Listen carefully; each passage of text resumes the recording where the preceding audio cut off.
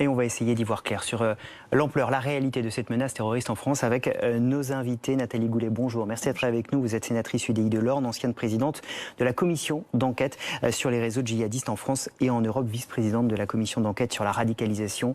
En un mot, vous êtes une grande spécialiste de ces questions. Merci d'être avec nous. À vos côtés, Jean-Charles Brizard, bonjour. Merci d'être avec nous. Vous êtes le président du Centre d'analyse du terrorisme. Vous connaissez parfaitement cette menace. Thibault de Montbrial, bonjour. Merci d'être avec nous également. Vous êtes avocat, président du Centre de réflexion sur la sécurité intérieure. Vous êtes l'avocat de Zineb El Razaoui dans le procès Charlie qu'on connaît tous en ce moment. C'est évidemment important de le préciser aussi. Et vous sortez un livre, Osons l'autorité. Ce sera aux éditions d'Observatoire le 7 octobre prochain. Merci à vous trois d'être là parce qu'on a besoin de comprendre. Je me permets de commencer par vous deux parce que vous avez signé la veille de cette attaque une tribune dans le Figaro, co-signée, une tribune où vous alertiez ces faits, le titre de la tribune, ces faits qui font craindre de nouveaux attentats islamistes en France. C'était malheureusement prémonitoire. Vous avez signé ces tribunes, mais vous aviez même alerté, si j'ai bien compris, plus haut les responsables de cette menace. Expliquez-nous. Oui, tout à fait. C'est une menace que nous, on perçoit depuis maintenant plusieurs mois, qui provient de quoi? Qui provient d'individus qui sont sortants de prison. On sait qu'il y en a beaucoup. Il y en a près d'une centaine depuis maintenant 3 ans. Beaucoup plus vont sortir dans les années qui viennent. On constate quoi? On constate de leur part un activisme accru dans la sphère publique, un activisme qui se manifeste de différentes manières, par des provocations. D'abord une présence à des audiences, par exemple pénales, terroristes. Ces individus sont dans le public, n'hésitent pas à intervenir, à interpeller, à faire preuve d'hostilité dans certains cas, en marge de ces procès. Et puis par ailleurs, il y a des menaces qui sont proférées, diffusées sur les réseaux sociaux en particulier. Alors pas nécessairement par ces individus, mais on sent un regain de tension dans ce qu'on appelle la sphère, en tout cas islamiste radicale, endogène en France. Ouais. Et c'est quelque chose qui nous est apparu comme étant vraiment quelque chose de tout à fait nouveau, qui prenait de l'ampleur. C'est la raison pour laquelle nous avons alerté effectivement les services de renseignement français au plus haut niveau dans les jours qui ont précédé cette tribune. C'est une alerte très forte et c'était une façon de poser le cadre. On va rentrer dans tous les détails de ce que vous venez de dire et de cette tribune. Je voudrais juste revenir sur cette journée de vendredi. Vous êtes l'avocate de Zineb El Razaoui, elle-même sous le coup de menaces amplifiées depuis le début de ce procès Charlie, comme la DRH de Charlie, comme quasiment toutes les personnes qui sont à ce procès. Comment avez-vous vécu la journée de vendredi? Comment a-t-elle vécu la journée de vendredi? Est-ce qu'il y a une réplique du 7 janvier 2015?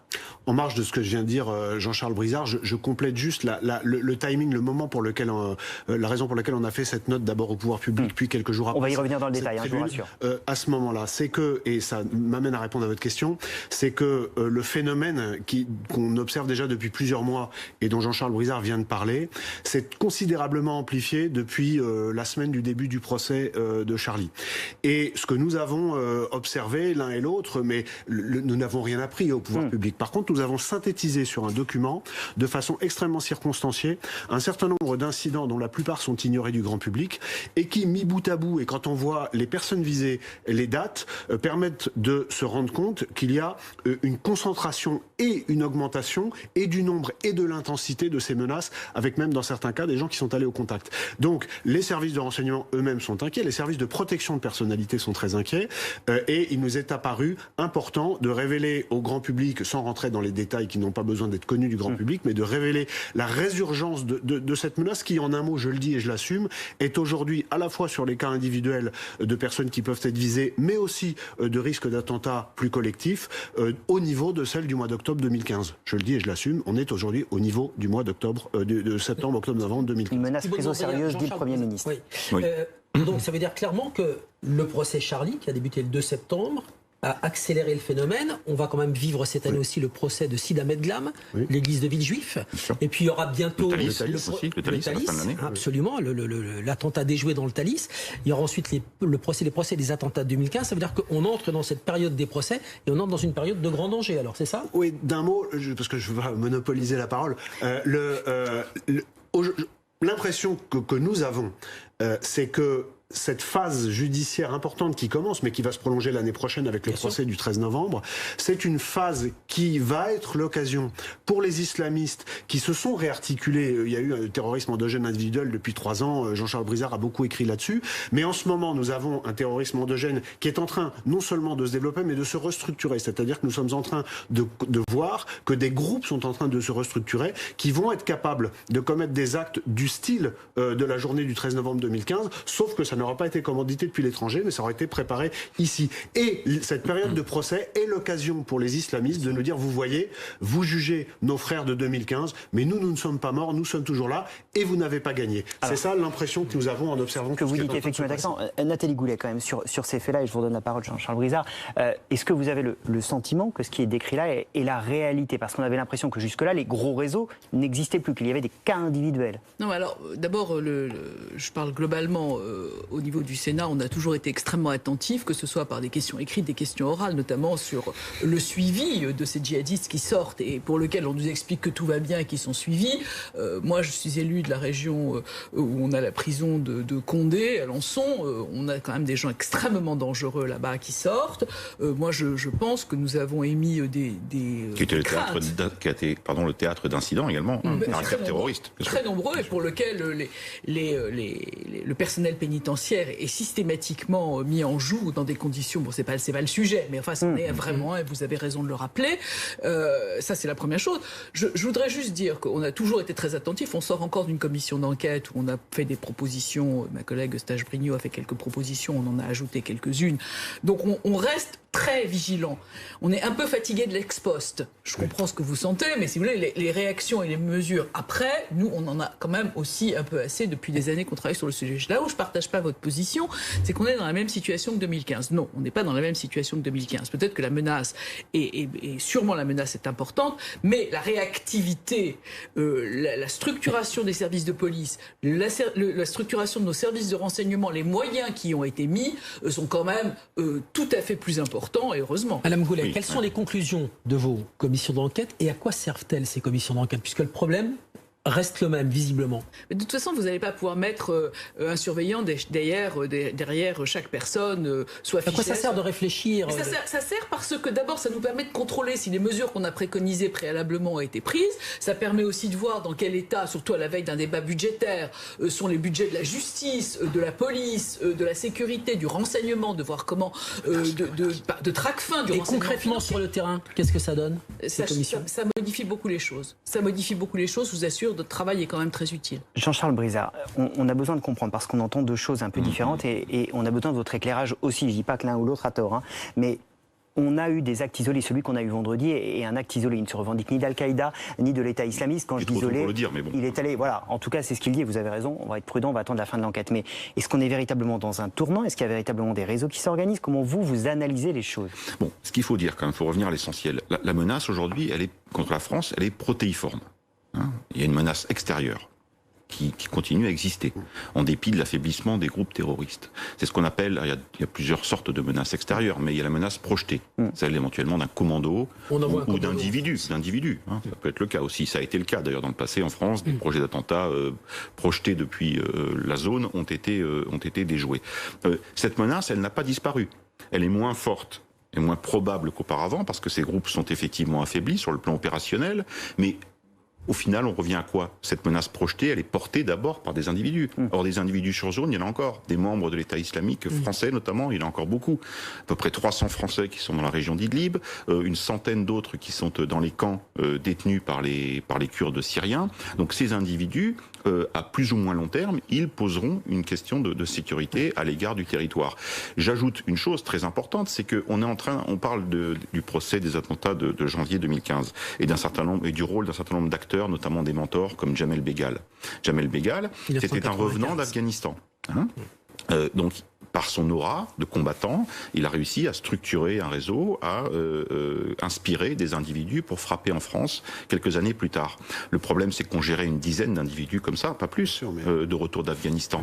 Avec les filières syro-irakiennes, on va gérer plusieurs dizaines, voire des centaines d'individus de ce type. Jamel Begal, il est en prison en France. Il est en prison en France. Il a été extrait de sa prison pour venir témoigner au procès. Donc la menace, Jean-Charles, pardon, elle est aussi, vous disiez extérieure, elle est intérieure. Oui, je vais y venir. Mais ce que je veux dire, je veux souligner l'importance des revenants. On a calculé, le centre a calculé que 60% de ceux qui étaient partis en Afghanistan, en Irak ou en Bosnie avaient à leur retour récidivé. C'est-à-dire étaient impliqués dans des réseaux terroristes par la suite.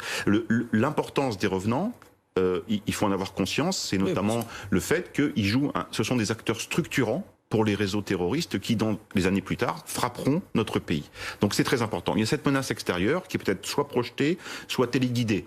Des individus qui sont en contact ici avec des individus et qui les guident dans la préparation de l'attentat. Et puis il y a la menace endogène, effectivement, avec des individus de plus en plus inspirés, avec une menace diffuse, avec des profils également qui sont tout à fait nouveaux. Aujourd'hui, depuis 2 ans, tous les attentats qui ont été perpétrés en France, aucun des individus n'était connu des services de renseignement, n'était connu des fichiers des services. Ça veut dire qu'on a une menace qui est multiple et qui est surtout diffuse et de plus en plus imprévisible.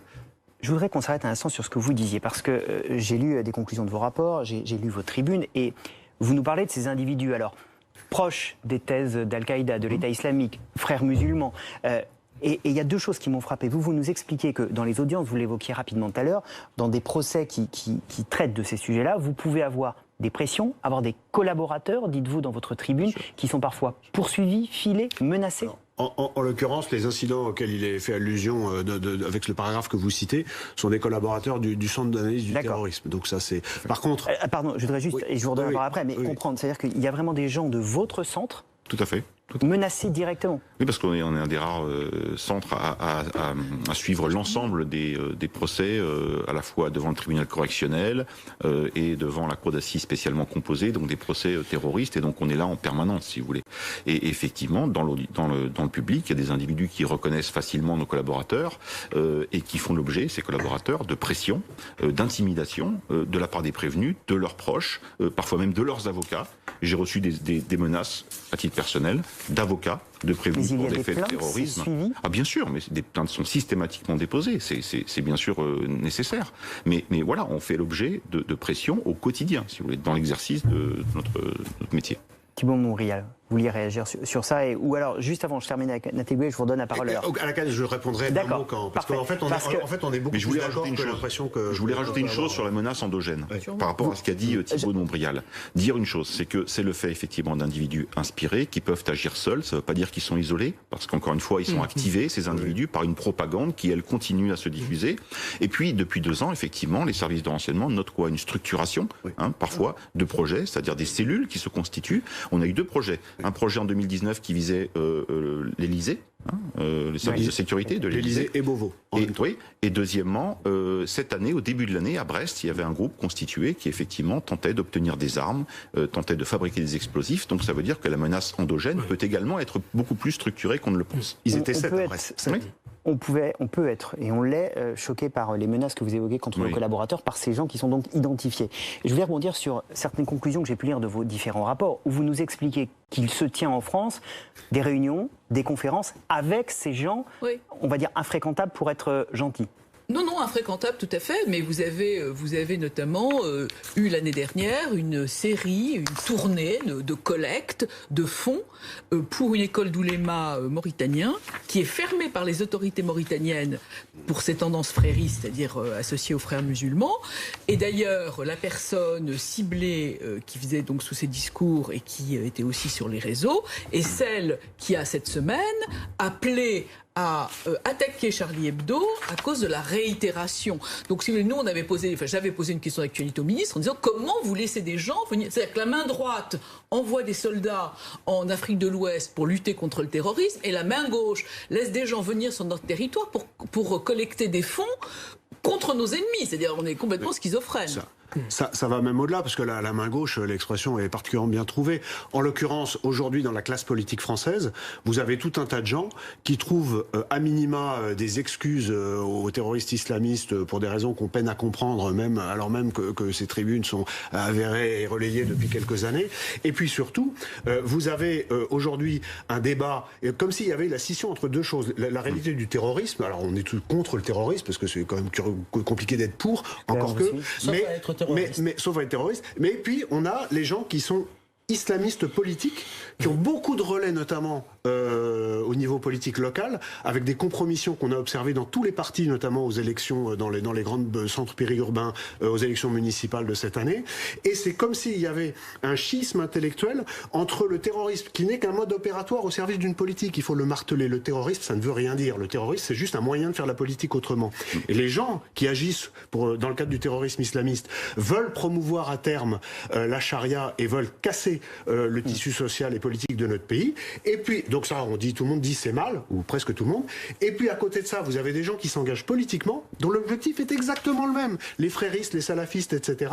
Et là, eh bien, personne n'ose dire que c'est la même chose. Moi, je vais juste vous dire une chose. Quand on a fait le procès de Nuremberg, on a fait le procès des bourreaux, mais on a aussi fait le procès de l'idéologie. Aujourd'hui, on fait des procès antiterroristes. On fait bien attention à pas aller trop loin dans la dénonciation de l'islamisme politique. Et pendant que on pleure les victimes et qu'on débat des mesures de sécurité, vous avez des gens qui font de la politique en promouvant exactement la même idéologie que celle au nom de laquelle les attentats ont été commis. C'est ça la réalité en France aujourd'hui. Madame la sénatrice, le ministre de l'Intérieur, Gérald Darmanin, a dit « Nous sommes dans une situation extrêmement critique ». Vous êtes d'accord avec ça ? Il vient d'arriver à Beauvau. Il l'a dit. Mais j'entends. Mais si vous voulez, ça fait 5 ans qu'on dépose des amendements pour contrôler le financement des associations suivant Tracfin, qui est la cellule de renseignement financier. Bon. Ah, mais on peut pas, ça se fait pas, etc. Bon, ça fait des années. Vous avez un ministre qui va vous entendre. J'espère, parce qu'il va y avoir un texte là-dessus, donc il serait temps. On a ces commissions d'enquête, pour lesquelles d'ailleurs un certain nombre de parlementaires que vous connaissez bien ont été menacés. Ma collègue Strach-Brignot, avec lequel je partage pas toutes ses positions, a été menacée, elle est restée 3 jours sans pouvoir sortir de chez elle, par des islamistes. On demande l'interdiction sur le territoire français des leaders des frères musulmans. On les a pas. Je veux dire, les frères musulmans sont clairement sur la liste des institutions terroristes, des organisations terroristes dans beaucoup de pays. Nous, on n'arrive pas à avoir une politique claire. On a un certain nombre de problèmes qu'il va falloir trancher. On va pas pouvoir repasser la patate chaude on fait des commentaires. Mais nous, on prend des mesures. Mais après, quand on vote des choses, mais que la majorité du Parlement refuse de les adopter, nous, après, je dirais qu'on peut pas faire plus que ça. On est dans un état de droit, que ce soit pour l'égalité devant la loi, que ce soit pour le respect de la laïcité, où on est tous absolument formels, c'est à la religion de s'adapter à la République et pas l'inverse. Et la sécurité des biens et des personnes. Jean-Charles Brizard, je voudrais pas qu'on laisse entendre, à moins que ce ne soit la réalité que vous partagiez, mais qu'il y ait une menace qui augmente de façon exponentielle et que rien n'est fait. On a quand même le sentiment qu'aujourd'hui les choses s'organisent. On a Laurent Nunez aujourd'hui, ancien secrétaire d'État à la tête du renseignement, qui connaît parfaitement ces questions. J'ai dit moi-même que la menace était diffuse, qu'elle est de plus en plus difficile à identifier pour les services de renseignement et plus encore à neutraliser. 60% des individus qui sont passés à l'acte depuis Mohamed Merah en France étaient inconnus des services de renseignement. Voilà, c'est la réalité. Parce qu'ils sont difficiles à trouver ou parce que le service de renseignement mais ils sont commet des erreurs? Mais non, pas du tout. On a déjoué 61 attentats depuis 2013. Ça veut dire que les services sont efficaces, travaillent, leurs moyens humains, techniques, technologiques ont été renforcés au fil des années. Mais ce que je veux dire, c'est qu'il y a des mesures à prendre urgentes parce qu'on est dans le cadre aujourd'hui de menaces précises, directes contre des personnes. Quand je vois que ces menaces dont on parle, parlons clairement, elles ne sont pas diffusées dans des groupes confidentiels, cryptés, etc. sur Internet. Elles sont diffusées sur Twitter. Ces individus qui diffusent... On lève l'anonymat et on arrête. Il y a l'anonymat qui les protège et il y a également le fait que ces plateformes refusent d'agir pour supprimer ces contenus. J'ai été l'objet de menaces de mort directes. J'ai demandé à Twitter de supprimer ces menaces. Twitter a refusé de supprimer ces menaces. Il y a aujourd'hui un individu malfaisant, dont je n'ai pas besoin de donner son nom parce que je lui ferai de la publicité, il se répand déjà suffisamment sur les réseaux sociaux, qui diffuse les adresses personnelles de personnes déjà menacées, déjà parfois sous protection policière, dans le cadre du procès Charlie Hebdo. C'est inacceptable. On doit pouvoir agir fermement. On sait qui il est, on ne va pas le chercher. Mais il appartient au service, évidemment, judiciaire, policier, de faire le nécessaire. Mais je dis une chose, c'est que Twitter ne fait pas, par exemple, ce qu'il faut. pour faire cesser immédiatement ces menaces directes, précises, nominatives. Il y a 2 points sur lesquels je vais revenir rapidement. D'abord, je commence par ce que vient de dire Jean-Charles Brizard, qui est en fait, il parle notamment de ce qui est en train d'arriver sur les réseaux sociaux à Zineb El Razoui. Ma cliente. Pour que chacun le mesure, rien que sur le mois de septembre, qui en plus n'est pas fini, mon cabinet a préparé, elles seront déposées lundi ou mardi, 21 plaintes pour menaces de mort contre Zineb. C'est-à-dire qu'il y a 21 menaces de mort précises. Nous ne poursuivons pas, parce que sinon nous noirions la police et le parquet, ni les injures, des centaines, ni les menaces de crimes non létaux, le viol, le cassage de gueule, etc., parce qu'il y en a des dizaines. Mais les menaces de mort, on poursuit systématiquement. Premier point. Ensuite, vous avez des individus issus des milieux islamistes radicaux, parfaitement connus des services, etc., qui parfois tweetent sous leur vrai nom et qui désignent, vous savez, c'est comme en langage militaire, vous avez les désignateurs laser qui permettent de mettre un point laser sur une cible et ensuite le missile arrive dessus. C'est exactement ce que font ces gens. Ils n'ont pas besoin de dire il faut le tuer ou il faut la tuer. Il suffit d'envoyer 50 messages pour dénoncer quelqu'un et les dizaines de milliers de followers, parmi lesquels il y a des gens qui peuvent être déterminés à passage à l'acte, comprendront très bien le message. Deuxième chose que je voudrais ajouter, c'est très important. Très rapidement. Bien sûr que les services de renseignement et le gouvernement ont conscience de tout ça. Il ne faut surtout pas laisser que l'on laisse penser que ça n'est pas le cas. Quand vous disiez tout à l'heure qu'on n'est pas comme en 2015 parce que les services ont travaillé, vous avez raison. Mais la menace s'est adaptée et s'est développée aussi. Et d'un mot, les gens qui depuis 2 ans ont été condamnés et sortent de prison sont des gens qui ont l'expérience du combat, qui n'ont rien changé de leur détermination et qui ont la capacité à recruter, entraîner et coordonner des attaques. Et c'est de eux que va venir le danger d'attaques structurées en France. Merci à vous 3 d'être venus sur ce plateau. C'était passionnant de vous entendre. Je crois qu'on n'a pas fini de parler de ce sujet durant ces prochaines émissions, ces prochains mois. Merci à vous tous, vous serez les bienvenus sur le plateau d'Affaires suivantes. On va se donner rendez-vous dimanche prochain. D'ici là, si vous n'avez pas envie de vous passer de Dominique Rizet, vous allez sur bfmtv.com, 4e épisode de votre podcast qui cartonne, l'histoire d'une promesse d'un prisonnier à son codétenu. Le podcast cartonne parce que l'histoire est incroyable. Hein. Ouais, parce que c'est un prisonnier qui dit à un autre, si un jour tu as besoin de moi, je serai là. Et effectivement, il s'appelle Patrick Guillemin, il a tenu parole quand son ex-codétenu lui a demandé de venir le chercher, de l'aider à s'évader. Il est venu le chercher en hélicoptère à la prison des Baumettes sous un déluge de coups de feu. Et dans l'histoire, il y a son avocat, qui est Éric Dupond-Moretti à l'époque. Et c'est l'instant où le podcast sera retrouvé sur bfmtv.com avec Dominique Rizet. Merci à vous tous d'avoir été avec nous. On se donne rendez-vous dimanche prochain à 13h.